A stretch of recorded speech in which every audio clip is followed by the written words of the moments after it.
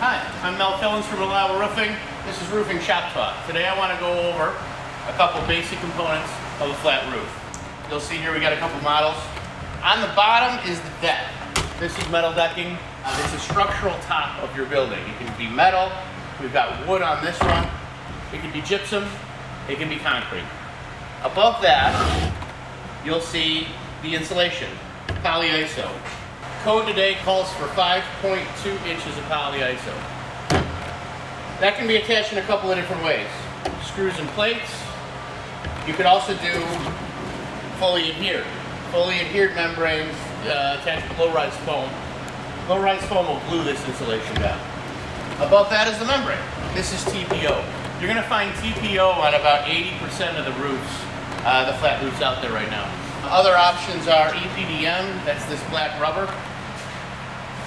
Modified bitumen, which is like a big flat shingle, can come in granulated or smooth.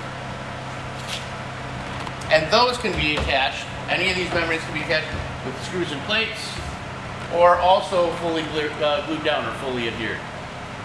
That's the basic components of a flat roof. In future episodes, we'll talk a little bit about the differences between all the membranes, differences of all the attachments, and the hundreds of different combinations you can use to redo your flat roof. Thanks.